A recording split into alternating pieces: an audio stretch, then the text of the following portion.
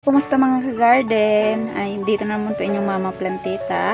Welcome po ulit sa aking channel, sa Lian Lynn's Garden. Ako po si Lynn, inyong Mama Plantita.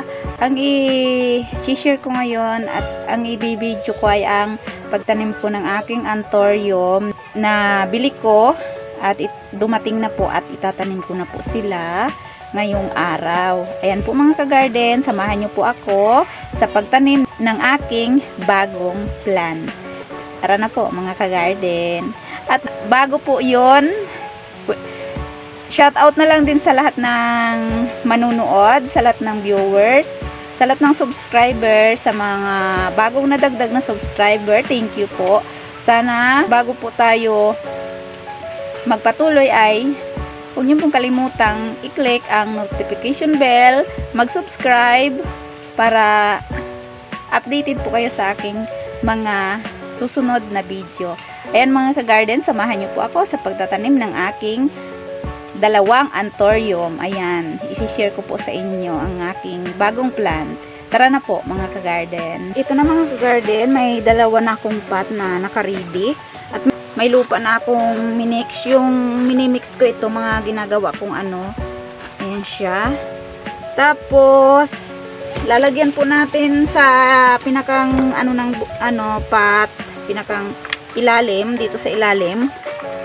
Ito sa pinaka ilalim, lalagyan po natin siya yung mga slice, tinadtad na mga bunot, mga ganito.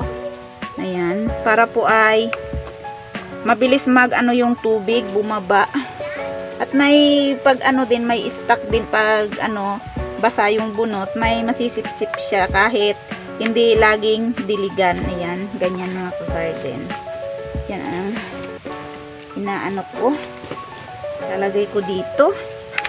Tapos ayan, may uling din po ako. Kukuha po muna ako ng uling. Doon sa maliliit na uling at saka lupa na din na uling. Ito na mga ka-garden yung may uling na na lupa. May maliliit na uling at saka itong na-mix ko na may kukupit, may kunting manure, saka may sinunog na kusot mga ka-garden. Ayan na po, at lagyan po natin siya ng ito itong uling na lupa na may uling. Ayan, para hindi siya talaga tapos ayan, i-mix na po natin itong bunot. Tapos po tayo ng bunot na isa, yung gagawa po tayo ng coco fiber, parang ganito ayan siya mga ka-garden. Kasi wala na yung aking coco fiber na yung paggawa ko ng coco pit, may mga coco fiber yon, naubos ko na lagay sa mga kaya na lang ako, pupunit-punit ng bunot para maging coco fiber, parang ganito mga ka-garden. At may kasama din coco pit yan, kasi may mga nalalaglag pong coco pit sa coco fiber habang natin, habang pinupunit-punit. Kasi parang ito ang yung mga coco fiber. Pero pag gumagawa ako ng coco pit at kinukuha ko yung mga coco fiber, yung iba mahaba, kaya maganda po siya. Pero ito okay na din po ito, magagamit na po din natin itong mga coco fiber nating gagamitin po natin sa ating itatanim na anthurium. Ayan po mga ka-garden. Tapos may kunting manure na yung ginawa kong pulbos. Yung pulbos na manure na ginagamit ko din pag dinidilig ko, tinutunaw ko sa tubig para sa aking mga ornamental naman na plant. Pero itatry ko yun mga ka-garden sa dendro, yung aking yung aking manure tea. Itatry ko sa orchids kung parang magagawa ko ng experiment din kung okay siyang idilig sa orchids. Maalikabok po itong coco fiber. Yung ano ko ng mga suloy na pwede kong diligan kung ano ba ang magiging resulta.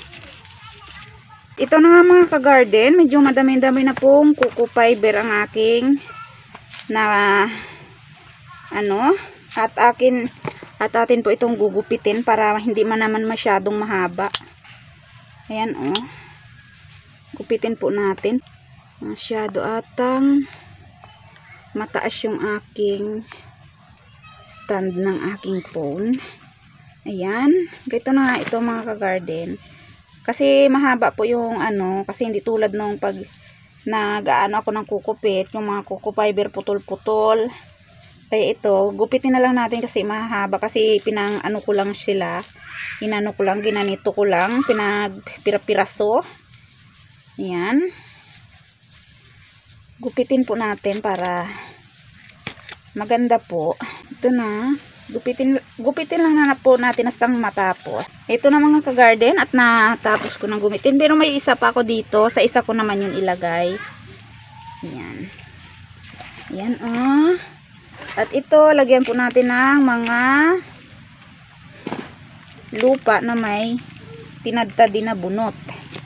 Pag hindi magkasya mamaya, siguro parang kulang itong coco fiber ko mga ka-garden. Dagdagan na lang, parang maliit maliit yung aking coco fiber.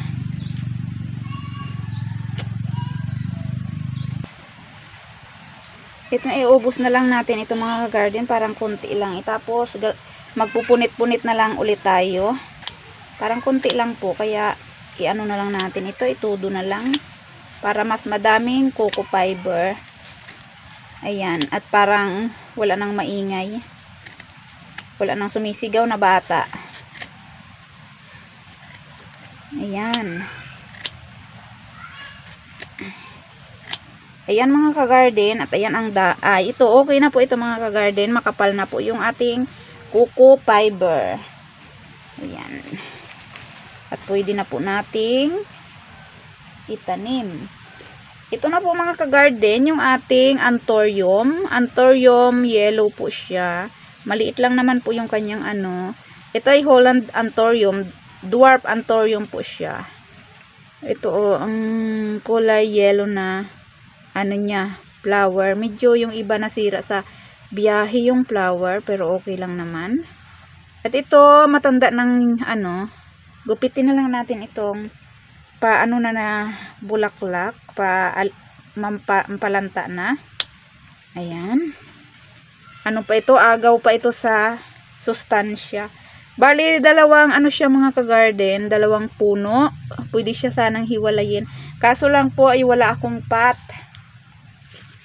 Kaya dalawa na lang yung aking natirang pot. Kaya isasabay ko na lang siya, saka ko na lang siya ihiwalay.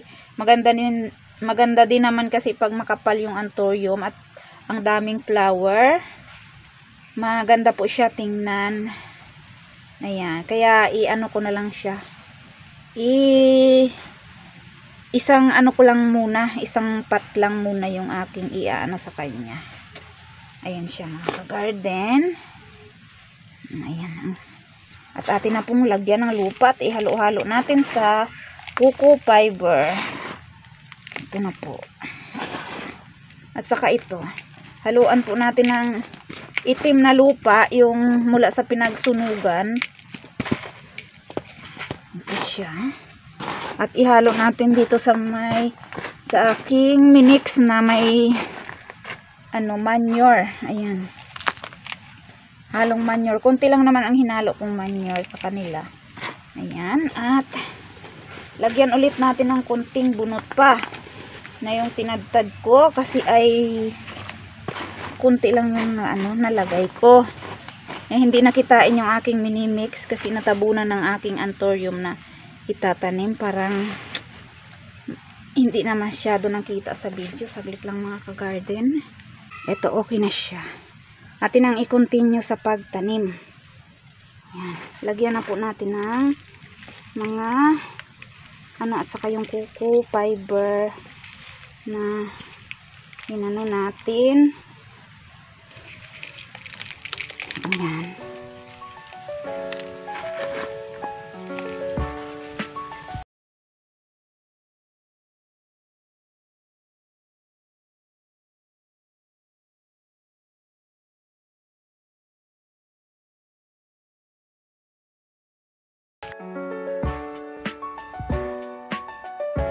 Patungan lang po natin ang mga coco fiber.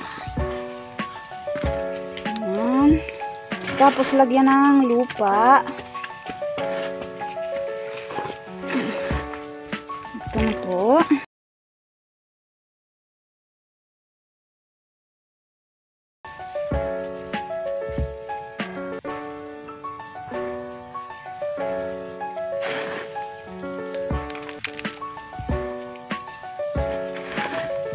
Magiging okay na po ang ating anthurium. Ang ating anthurium yellow.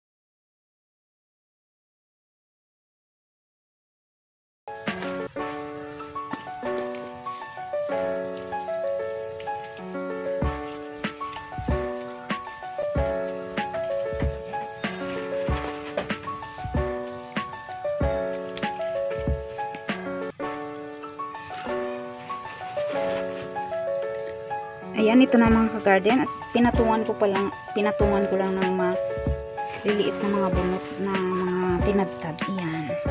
Ito na mga ka-garden. Okay na po ang aking anthurium na yellow. Ito, nakatanim na po siya mga ka-garden. Ayan po. At ating na po siyang diligan at hindi na po siya nadidiligan. Ayan. Medyo ating ano-ano lang ng konti kasi ay hindi pa siksik yung kanyang bunot. Ayan po mga ka-garden. Ang ating anthurium yellow. Ayusin lang natin yung tayo niya. Para maganda po yung pagkatanim niya. Yan. Ito na po mga ka-garden, yung aking anthurium yellow. Ito na. Nakatanim na po siya. Ang ganda niya. May mga press na ano siya. Oh. May mga bagong dahon na possible. Ayan. Oh. Ayan mga ka-garden. Tati nang maya-maya. Diligan na po natin siya. Pagkatanim po natin.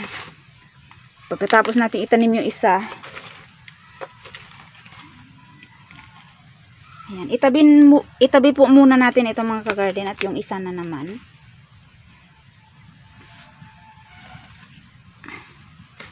Ito, natin pong dagdagan yung ating, ito, ihalo na lang po natin dito.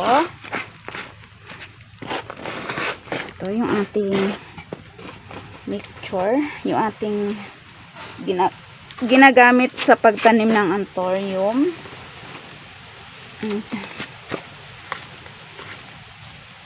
Ayan. Tapos ito, lagyan po natin ng sa ilalim, lagyan po natin sa ilalim ulit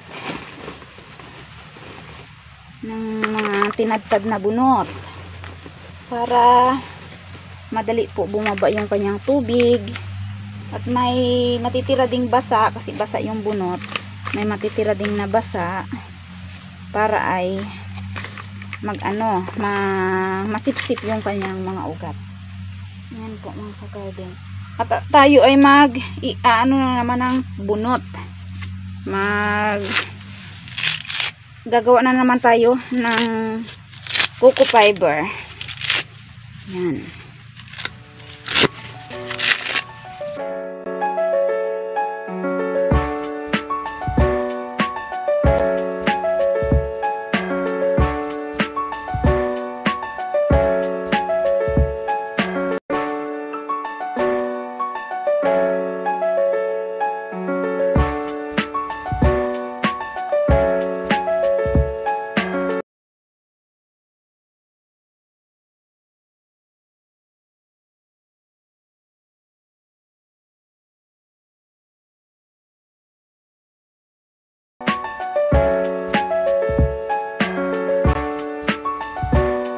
Ayan, ito na mga ka-garden at ano ko na yung mga coco fiber. Itanim na po natin itong ating red anthurium. Red naman ito. Big petals naman po siya mga ka-garden. Ang laki po ng kanyang bulaklak. Ayan, napunit sa biyahe yung isa. Ayan, ang laki po ng red anthurium. Ayan, pula na anthurium mga ka-garden. Tanggalin po natin yung mga sira-sira na dahon. May mga maliliit po siya na kikis May maliliit po siyang anak, mga ka-garden. Pwede ko sana siyang kunin. Kaso dyan lang muna. Ayan Ang ganda. May mga maliliit po siyang anak. Ang ating red anthurium. Ito pa yung ka-garden, pwede na siya. Ang liit ng baby niya, pero itabi ko lang siya sa puno para pag siniperate ko siya ay madali ko siyang makuha. Ito mayroon pa ditong maliliit. Naku, ang daming baby. Diyan lang muna ikaw, baby. Ang daming baby. Putulan po natin ang mga nabubulok na ugat.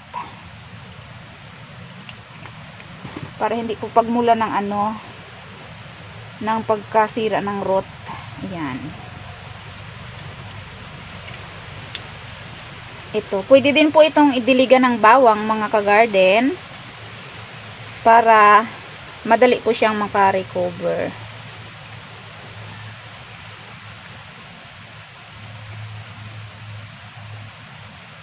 Ayan, kasi ang bawang pangpabigay ng mga ugat. Ayan. Ito na mga ka-garden, lagyan po natin ng lupa. Mga itim-itim na lupa na galing sa pinag-ulingan. Ayan, mataba po kasi ang galing sa pinag-ulingan mga ka-garden. Ito, tapos natin ang mga coco fiber. Tapos lupa naman. Coco fiber, mga tinadtad at saka lupa, mga tinadtad na bunot, coco fiber, paikot-ikot lang po, ganyan lang hanggang matapos sa pagtanim. Isabay na po natin ito din sa pagtanim itong baby. Dito lang po siya sa tabi. Ayan. Ito para okay po. Ayan, tapos ayan naman coco fiber na naman. Tapos itong aking hinalo-halo na mga lupa. Ito. Tapos coco fiber. Hinalo na mga lupa. Ganun lang po mga ka-garden. Ang pagtanim po ng aking anthurium. Ayan.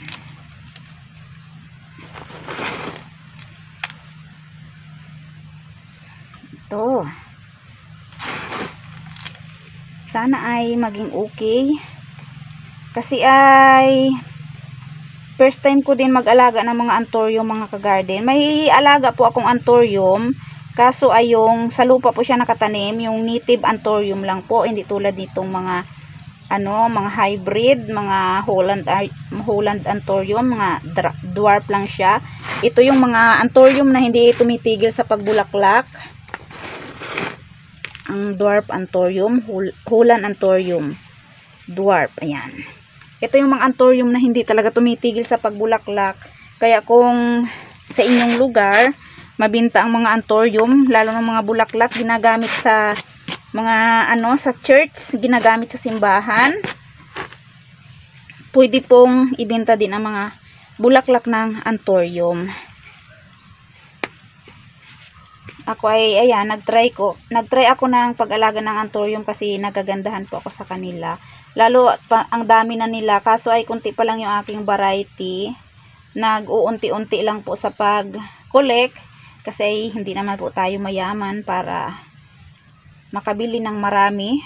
Paunti-unti lang, isa, dalawa.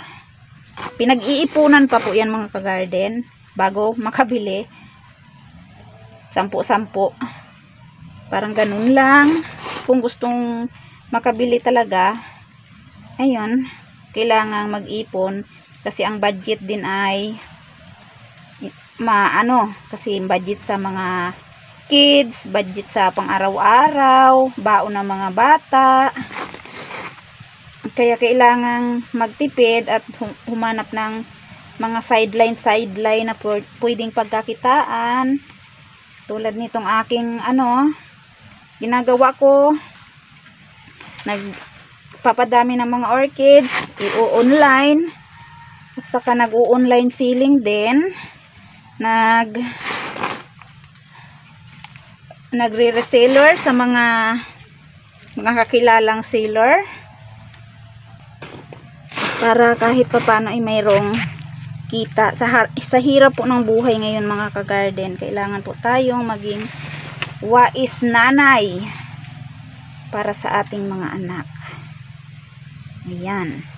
At ito, ang ginagawa ko ngayon ay nagpaparami po muna ako ng mga kikis na mga orchids. Pinapadami ko para pag madami na sila, pwede na pong i-for sale. May collection ka na, pwede pang pagkakitaan at pwede pang sa emergency na pangangailangan, pwede mong madukot. Kumbaga ay parang yun na din ang inipon mo kasi ay pwedeng pwede mo siyang pagkakitaan. Itong mga ka-garden, may mga pausbong po siyang bulaklak at dahon, mga ka-garden. Kaya ay ayan, maganda po ang nito. May mga pausbong na po siya. May mga bagong kikis, may mga bagong flower na pasulpot, may mga bagong dahon. Ayan po, mga ka-garden. Ang ating anthurium na nabili. Ayan, sa ating kilalang seller din. Ito na po ang aking anthurium, mga ka-garden. Ayan, tapos na ko pong itanim ang aking mga anthurium. At pwede na po silang diligan. Ayan, ang aking red anthurium. Ang ganda po niya, mga ka-garden.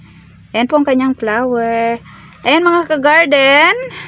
Thank you po sa pagsama sa akin sa pagtatanim ng aking bagong plant, ng aking anthurium. Ipakita ko na din sa inyo itong isa ko pang anthurium, mga ka-garden. Itong kulay pink, royal pink, ang ID niya? Royal pink champ. Ang kanyang ID. Ang ID po nitong aking pink na anthurium. Ayan. Singit ko na lang din siya para makita nyo din ang isa ko pang anthurium. Ito ay stable na siya at healthy na po. Mataba na po. Bali, ito ang pangalawa kong anthurium. Kasi may nauna pa akong yung kulay parang white na maliit na petals lang din. Pero walang bulaklak ngayon. At ito nga yung pangalawa kong kinulik na anthurium. yung kulay pink at yung yellow ngayon at saka yung red na tinanim ko po ngayong araw. Ayan, balikan natin po yung aking tinanim.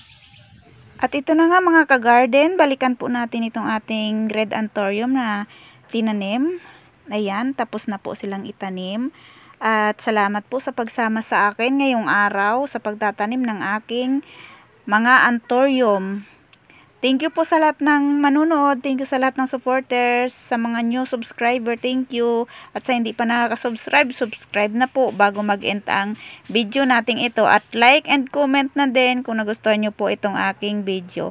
Bye-bye mga ka-garden. See you next video. Thank you, thank you, thank you. God bless.